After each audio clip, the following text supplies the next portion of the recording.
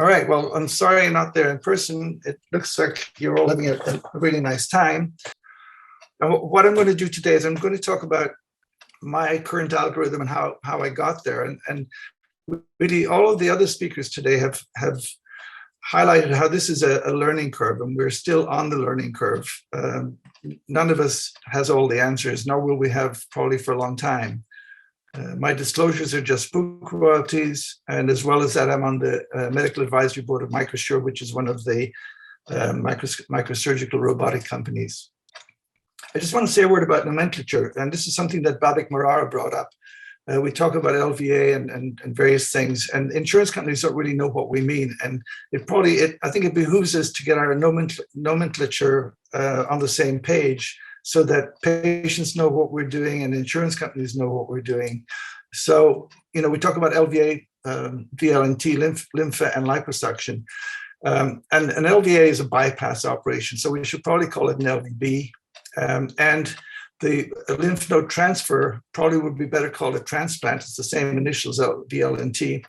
Nobody really knows what lympha is. And really what it is immediate lymphatic reconstruction. And that's easier for patients to understand and easier for insurance companies to understand. And insurance companies are our big bugbear right now because they're not paying for a lot of this stuff in many states.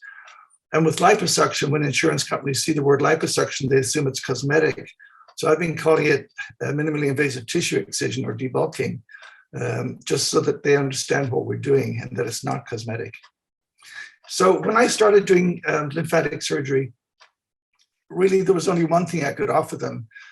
Do history and physical, I would do lymphoscintigraphy, which is the only test that we had, and then offer them some sort of debulking procedure. And you're all familiar with the lymphoscintigraphy images. They tell you that the patient's got lymphedema, but they don't give you any anatomic information.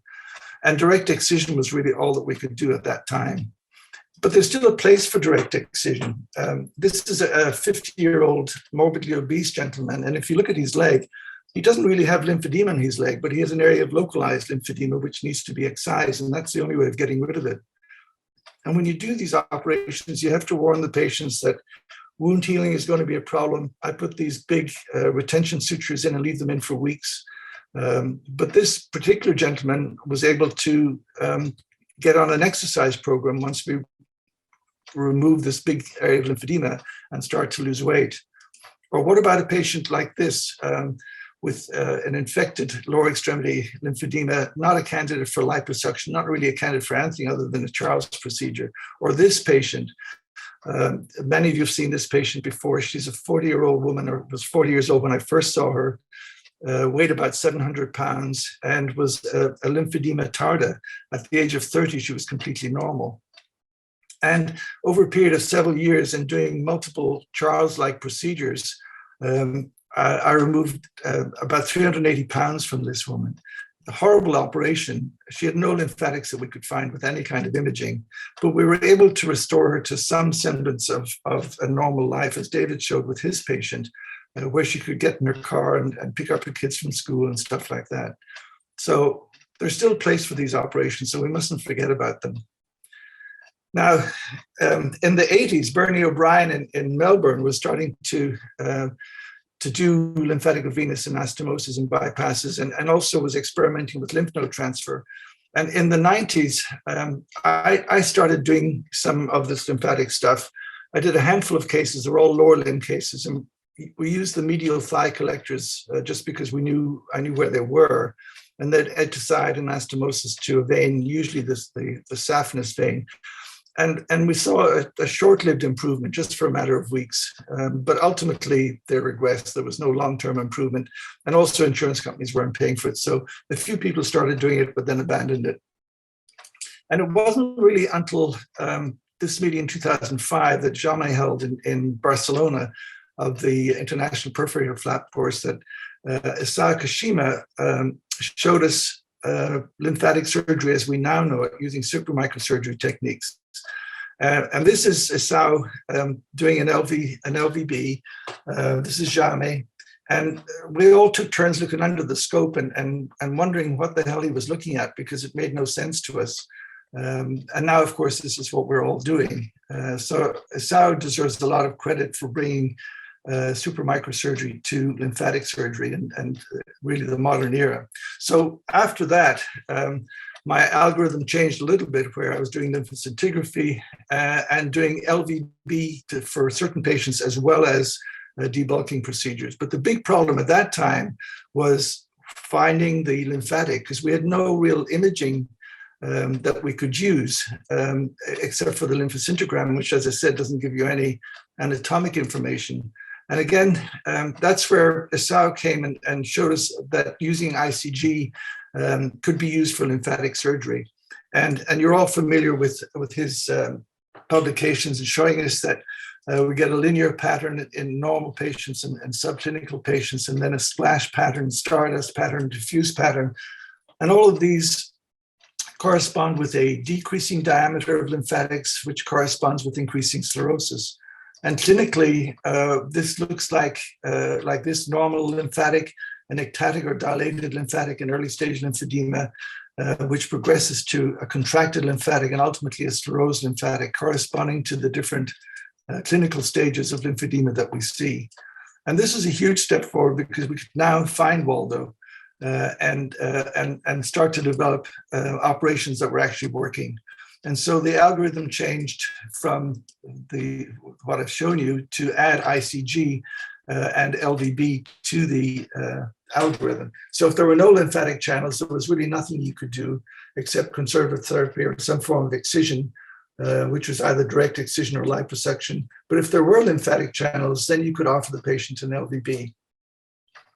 And we've talked about Hakan Borson before, but he was the first person to recognize the fact that patients accumulate fat in lymphedema. And at the time he first presented it at the International Lymphology Society, he was kind of derided and laughed off the stage.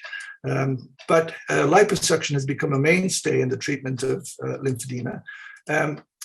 I didn't use it initially. I was concerned about patients' compliance with wearing compression, because if you just do liposuction for lymphedema, the patient needs to be in compression 24/7, basically for the rest of their lives. I was also concerned about the fact that the liposuction didn't really do anything to treat lymphedema. It treated the fat accumulation, but didn't do anything to treat the lymphedema. But ultimately, I started using it as an adjunct, and as was mentioned in the discussion after David's presentation, whether you do it primarily or after a physiologic procedure. My preference is to do it after a physiologic procedure, and usually when I do that, I put them in 24/7 compression for 3 months, and then I start to wean them off their compression, which is really what patients with lymphedema want. And I do it usually about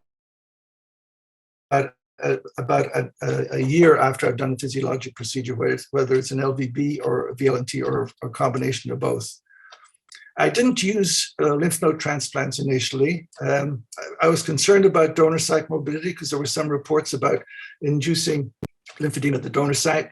And there was also a lot of controversy about where to put the transplanted nodes. Do you put them in the axilla or in the groin, or do you put them more distally?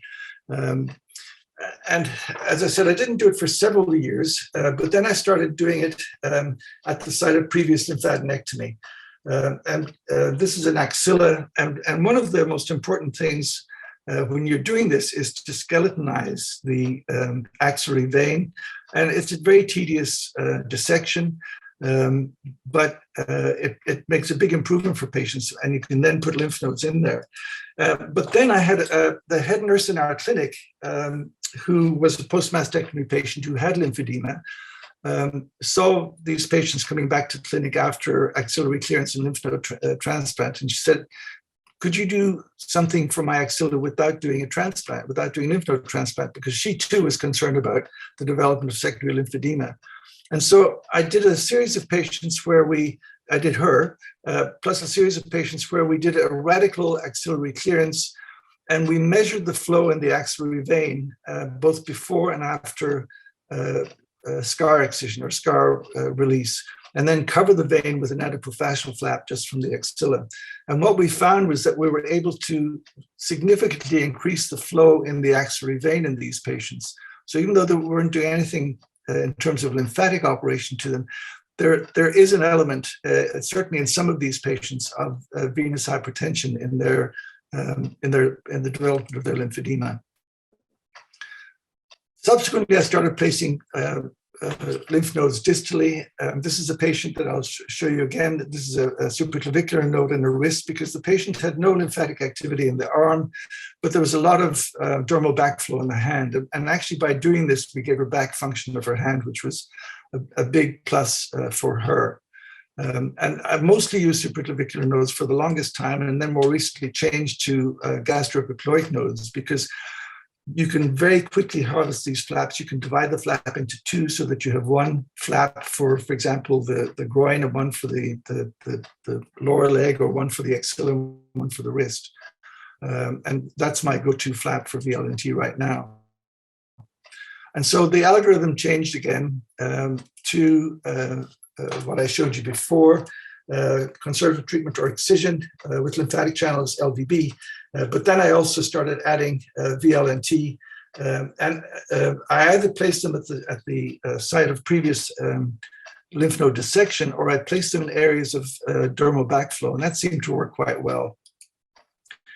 And initially, I saw lymphedema patients just randomly. Some of them came with other things that happened to have lymphedema, and I talked to them about lymphatic surgery, explained that this was something that we were starting to do, and so started doing more and more. And in the first year or so, I treated about 5 patients just with LVB.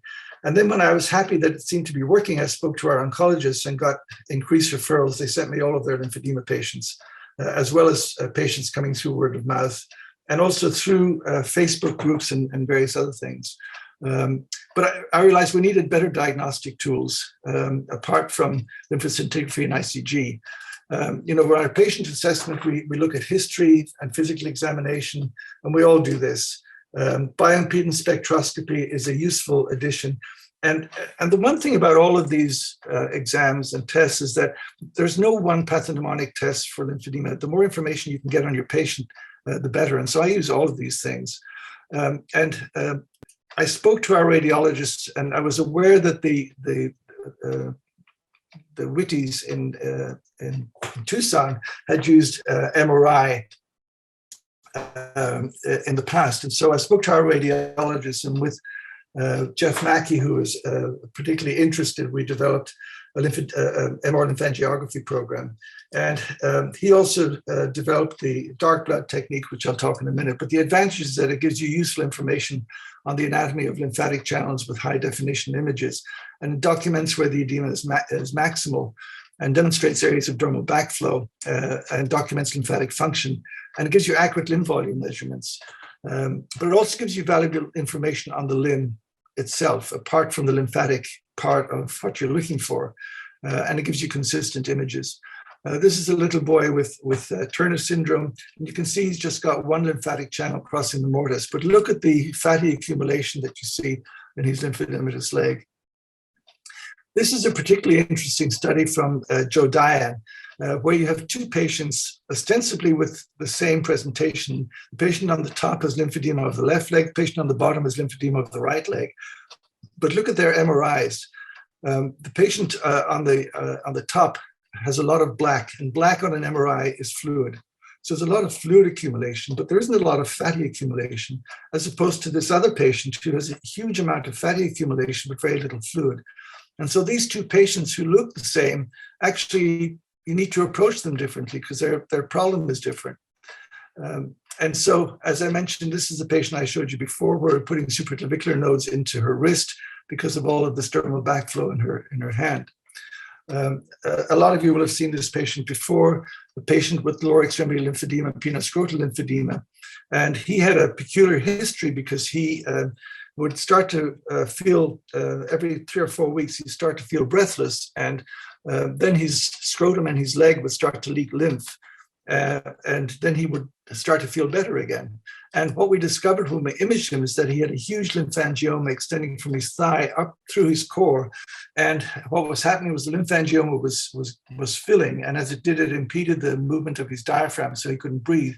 And then it decompressed itself by leaking lymphuria through his leg and scrotum. And so we did distal LVBs on him to decompress the lymphangioma, which didn't do anything for his lymphangioma, but it did stop his respiratory symptoms. Or this patient who presented with bilateral lower extremity lymphedema, but when we imaged him, his MRI showed complete fatty degeneration of his lower extremity musculature. So lymphedema was just a symptom of that. Or this patient, a young man presenting with what looks like lymphedema of his lower extremity, but again, his imaging showed a massive lymphangioma, which we were able to excise, and that solved the problem for him. He didn't have lymphedema, he had a lymphangioma. And that's not something that you'll pick up with lymphoscintigraphy or with ICG. So then the algorithm changed to include MRI for most patients, really for anybody who could have an MRI. And then if there are no lymphatic channels and at a previous nodal dissection, I would offer them VLNT plus or minus conservative therapy. If they had no nodal dissection, these would be the primary cases, then just conservative therapy or excision. And then if they had lymphatic channels, LVB plus or minus VLNT, no nodal dissection, LVB alone. And then I added liposuction, as I mentioned, about a year later, to get rid of the fatty accumulation that these physiologic procedures don't really address. And I'm very aggressive with liposuction. David already showed you a case. As I said, I keep them in compression 24/7 for 3 months and then start to wean them off. And I find it a very useful adjunct. Just avoiding areas where you know you've been before for either LVB or VLNT, and liposucking the rest. And we talked about prophylaxis, and as Jami pointed out this morning, you don't need to do this on every patient because 70% of patients don't get lymphedema. So we really need to be more selective in who we do it on. And as I mentioned, we should really be calling it ILR, or immediate lymphatic reconstruction. And this is just a picture of a number of lymphatic channels in the axilla being imbricated into an axillary vein. Now, there have been further developments in imaging, and the new kid on the block is ultra-high definition ultrasound, which I find very exciting because you can see everything. You can see the greater saphenous vein, you can see lymphatic channels, and when you move the probe, you see the veins collapsing, but the lymphatic channels don't. And in this paper from Aki Hayashi, I find this very impressive. This is an area here in the top of the thigh of dermal backflow, and traditionally we would stay away from that in terms of attempting to do an LVB because you can't find lymphatic channels with ICG in an area of dermal backflow like this. But look at this, with the ultra-high definition ultrasound, you can find a vein and a lymphatic channel. And here's what they look like clinically. You can see the very small branch of the vein right here. And Aki has done a bypass using that branch to the lymphatic. So I think ultra-high definition ultrasound is a game changer and allows us to expand our horizons in terms of what we can do. So my current algorithm then is this: MRI plus or minus ultra-high frequency ultrasound, no lymphatic channels and a previous nodal dissection, then therapy plus or minus an excisional procedure plus or minus VLNT. If they've had no nodal dissection, then therapy plus or minus excision. If there are areas of dermal backflow, then I traditionally have considered doing VLNT to those areas, but now with ultra-high definition ultrasound, it may be possible to do more LVBs in those areas. If the patient has lymphatic channels on MRI and previous nodal dissection, then LVB plus or minus VLNT, no nodal dissection, LVB, and again, dermal backflow triggers for me the thought of doing VLNT plus or minus LVB. And don't forget, direct excision still has a place. And of course, I think there definitely is a place for immediate lymphatic reconstruction to prevent secondary lymphedema. And that's where I'm at the moment. I think the Dunn's presentation on the BioBridge is very exciting and may give us another very useful tool for our armamentarium. So thank you, everybody. And of course, I add liposuction, as I said, a year later. And that's where I'm at. Thank you, everybody. Thank you very much.